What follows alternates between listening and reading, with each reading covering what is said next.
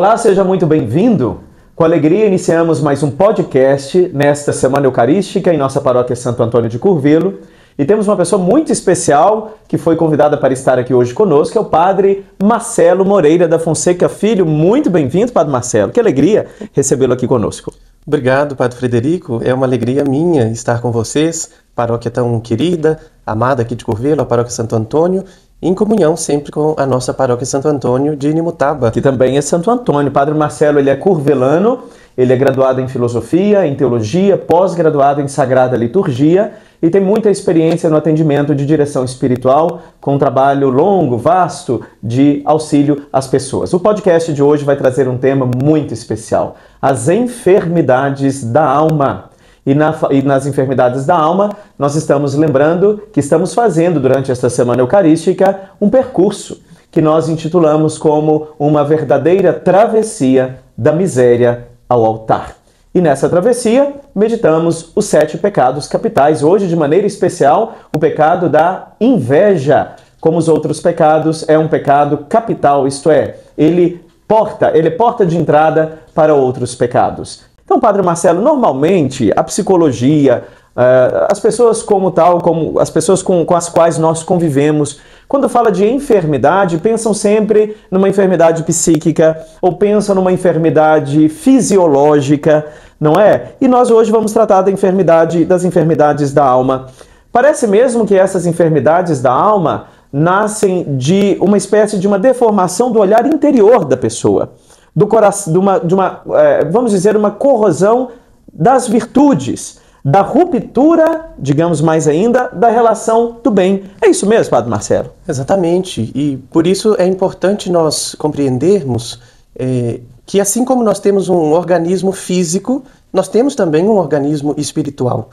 E assim como o organismo físico pode gozar de boa saúde, o organismo espiritual também pode gozar de boa saúde, como também pode ter uma saúde enferma, ou seja, passar por alguma instabilidade, precisar de um auxílio para se erguer, para se fortalecer, para se colocar na plenitude daquilo para o qual Deus nos criou. Então, Deus nos criou para a vida, para a saúde física e também espiritual. É interessante isso que o Padre Marcelo está dizendo, porque Jesus no Evangelho, tantas vezes ele associa a enfermidade à dimensão do pecado, né? Interessante isso.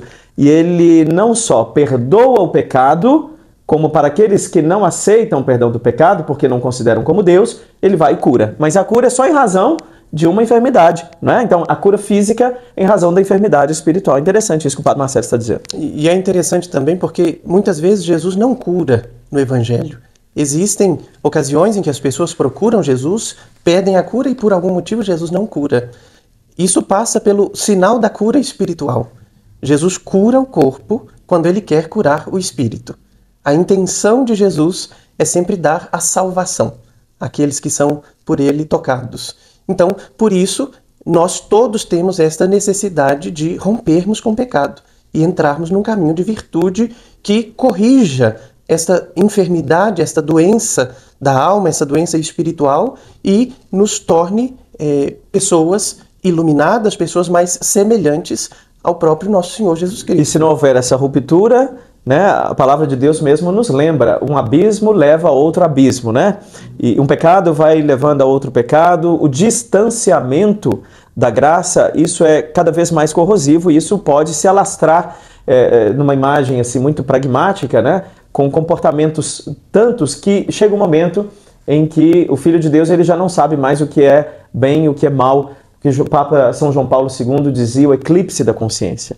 Então, quando nós trabalhamos nessa semana os pecados capitais, nós vamos entender exatamente que cada pecado capital é porta para tantos outros pecados, não é isso, Marcelo? Padre Marcelo? Este é o grande desafio dos nossos tempos, compreender que o bem e o mal não se encontram somente na nossa opinião. Eu acho que isto é bom ou eu acho que isto é mal. O bem e o mal se impõem. Aquilo que é bom e aquilo que é mal é mal. E por isso nós precisamos reconhecer este processo, porque como o Senhor disse, um abismo atrai outro abismo e nós podemos, por pequenas imperfeições que naturalmente todos temos, nos deixarmos conduzir e, de repente, de pequenas imperfeições, passarmos a pequenos pecados e de pequenos pecados chegarmos a grandes pecados que fazem mal à nossa vida, à vida do nosso próximo e também nos separa da união com Deus. Muito bom, verdade.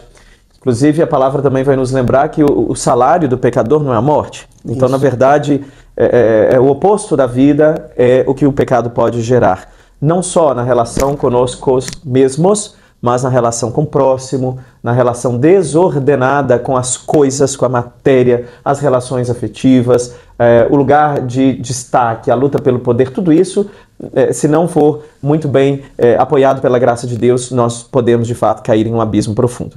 E dentre os pecados capitais, falando, portanto, das enfermidades da alma, estamos destacando hoje um pecado capital muito silencioso, que é o pecado da inveja.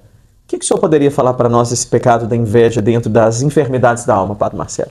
Então, como o senhor disse, um pecado silencioso. Dificilmente as pessoas se despertam para perceberem que ele está presente nas nossas vidas e ele pode estar corroendo as bases da nossa construção humana e espiritual. A inveja, antes de tudo, ela é compreendida como uma espécie de tristeza diante do bem alheio. Eu percebo uma experiência de bem que o meu irmão faz e eu desejo aquilo para mim, e além de desejar aquilo para mim, isso de alguma forma me corrompe, que eu sou levado a desejar inclusive que o meu irmão perca este bem que ele adquiriu.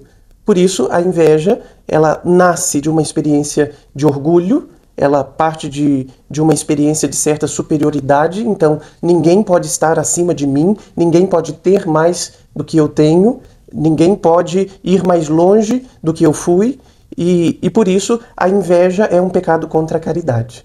E a caridade é aquilo que, no fim das contas, vai nos salvar. Vai ser o remédio para a inveja. Isso. Interessante isso.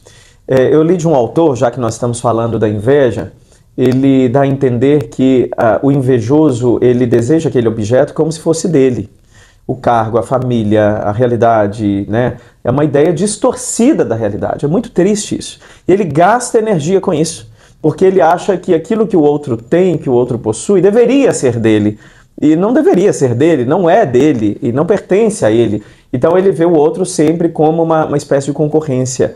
Há uma espécie, eu não sei se poderia usar essa terminologia, mas às vezes pode ser chegar ao ponto de ter um delírio mesmo, porque distancia tanto da realidade e a pessoa gasta tanta energia com aquilo que aquilo a consome por dentro, dia e noite. A inveja vai consumindo dia e noite no seu interior. Não é assim que acontece? Então, daí parte essa experiência de enfermidade espiritual. É aí que acontece a doença da alma, de uma posse daquilo que não é nosso. Um apego desordenado a uma realidade que deveria ser um dom exercido para o bem comum de todos e, de repente, eu quero tomar posse.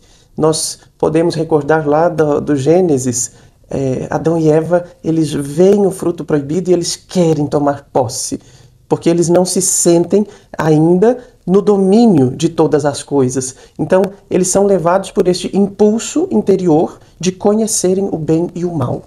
E cai por cometerem um pecado também de idolatria, porque se troca a vontade de Deus por outra, né, pela própria vontade, isso é muito sério mesmo. E é interessante que a inveja ela é um pecado silencioso, porque a ira explode, não é? A inveja não, ela vai ali e não só quer o que o outro possui, mas quer destruir o que o outro possui. É muito complexo isso, não é, Padre Marcelo? Especialmente, nos efeitos. Especialmente no mundo que nós vivemos, marcado por um profundo processo de competição.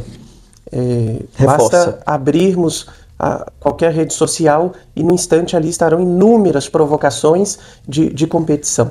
Então, isto vai fazer com que haja a discórdia, com que haja divisões entre nós. Isso, enquanto o Padre Marcelo ia falando, né, eu fico pensando que o invejoso ele vai mesmo entrando por um caminho, por um funil, que o desconecta da gramática da realidade interior. A gente poderia dizer isso. Então há um caos interior, uma desordem interior.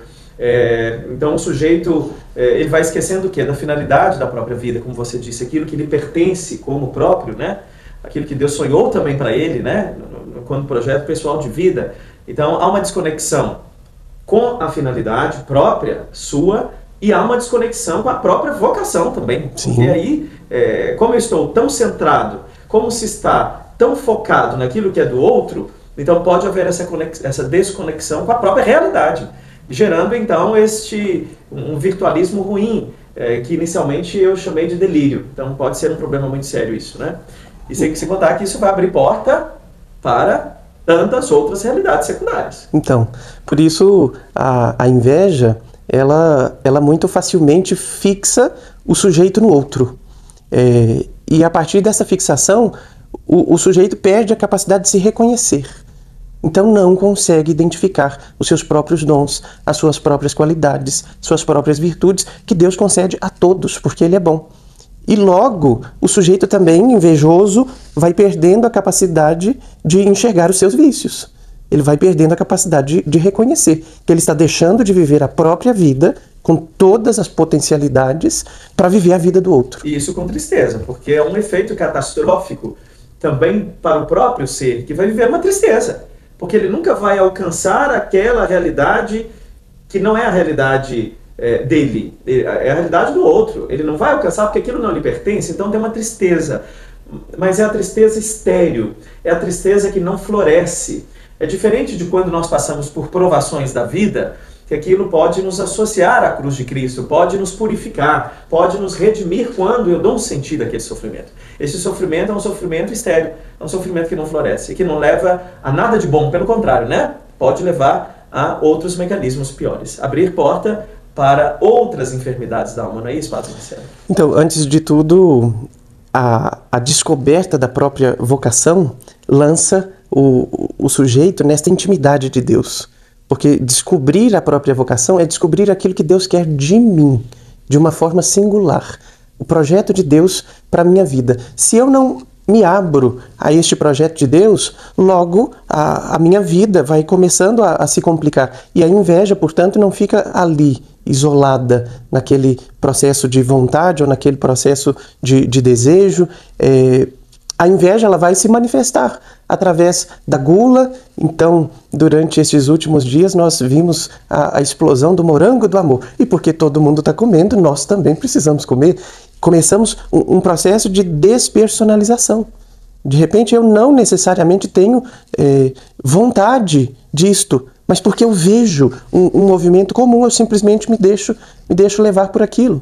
Isto pode acabar desembocando de alguma forma na luxúria, na vaidade, em todos os pecados capitais. Porque estes pecados serão o lugar onde a inveja vai se manifestar. Serão a forma concreta de tomar do outro aquilo que não me pertence, mas pertence ao outro. Isso mesmo. Muito bem colocado pelo Padre Marcelo. São Paulo, não acaso, na carta aos Gálatas, convido todos, inclusive, a meditarem nesses dias, o capítulo 5º da carta de São Paulo aos Gálatas, em que São Paulo fala dos frutos do homem do Espírito e os frutos da carne. E dentro do elenco que São Paulo coloca, está lá também a inveja como um dos frutos da carne. E quem nutre isso dentro de si, São Paulo conclui dizendo que esses não farão parte do reino dos céus. Então é uma batalha constante, né, Padre Marcelo? Então a inveja vai gerar, ela se torna ao mesmo tempo um símbolo de uma interioridade deslocada. E o que vai voltar então para o eixo, Padre Marcelo? Qual que é o remédio para isso? O remédio para todos os males e logo o remédio para a inveja é sempre a caridade. A caridade não simplesmente no sentido do senso comum, de assistencialismo, mas a caridade no seu sentido mais profundo. Não existe maior prova de amor do que dar a vida pelos irmãos. Então, logo se nós formos procurar um exemplo de alguém que não é invejoso, Nosso Senhor é o exemplo de toda virtude. Então, nós vamos perceber que, porque Nosso Senhor é caridoso, porque Ele ama, porque Ele dá a vida pelos irmãos, Ele não quer o lugar de ninguém. Nosso Senhor viveu em todo aquele contexto complexo de poder religioso, de poder civil, e Nosso Senhor não quis o lugar de ninguém. Nosso Senhor entendeu o lugar dele como a cruz.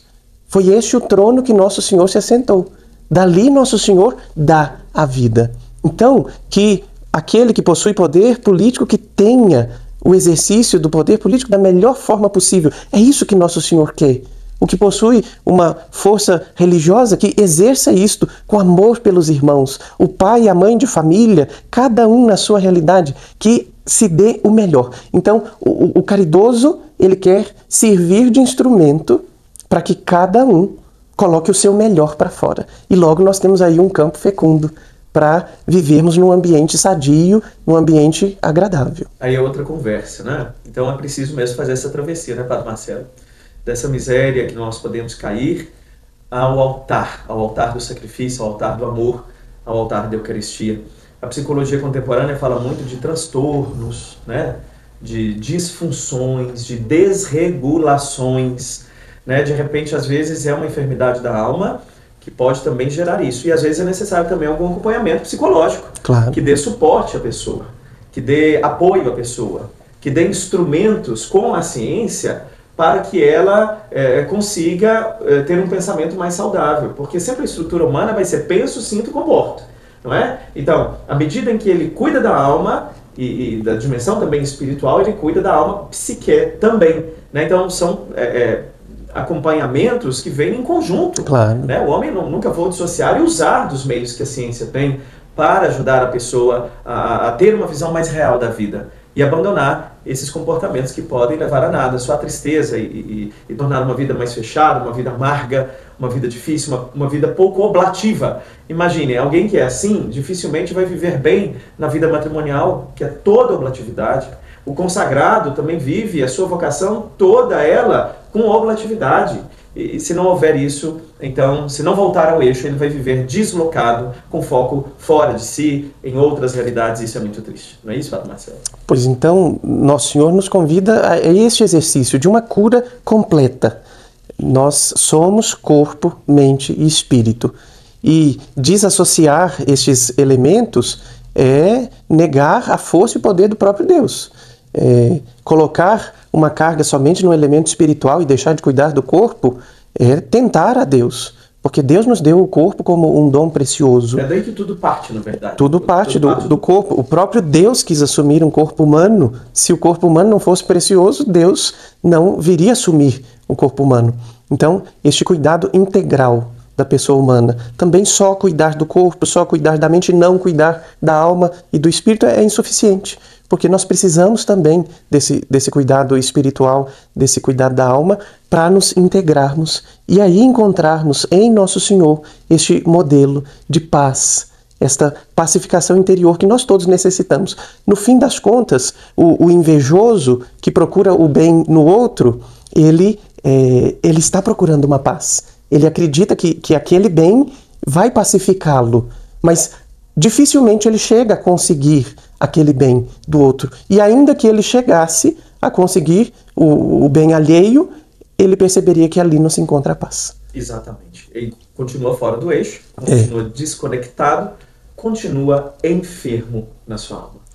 Então, Padre Marcelo, vamos então, nos esforçar todos nós para dar esta partida em busca de uma compreensão melhor de nós mesmos. E quando for necessário, buscar ajuda, buscar auxílio com um bom terapeuta, buscar auxílio com um bom alguém que possa acompanhar espiritualmente, boas leituras e, sobretudo, participação dos sacramentos, né? Da miséria ao altar. A Eucaristia é, de fato, um sacramento de cura, né? Ali nós encontramos o alimento, ali nós vamos encontrar a força, ali nós vamos encontrar um sentido novo para o nosso viver.